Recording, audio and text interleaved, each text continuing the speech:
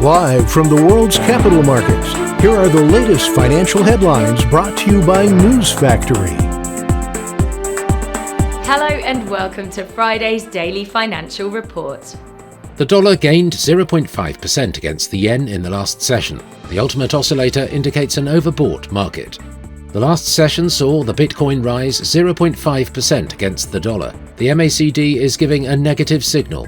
The last session saw the gold drop 0.9% against the dollar. The ROC is giving a positive signal. The oil-dollar pair dove 3.3% in the last session. The stochastic RSI's negative signal is in line with the overall technical analysis. And now let's hear what our chief analyst picked up for us today.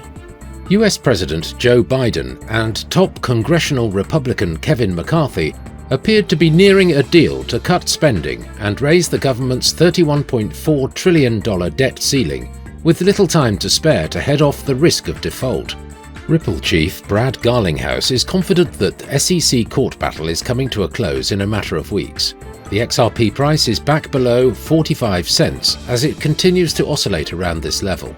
The dollar pushed to a 2-month high against the euro and a 6-month peak versus the yen as a resilient US economy led traders to pair their bets on rate cuts this year. Those were today's major economic events, and now moving on to world financial headlines. Australia's retail sales will be released at 0130 GMT. Italy's business confidence at 0800 hours GMT. The French consumer confidence at 0645 GMT. The UK's retail sales will be released at 0600 hours GMT. The UK's CFTC GBP NC net positions at 2030 GMT. Japan's leading economic index at 0500 hours GMT. We hope that you've enjoyed Friday's Market Outlook.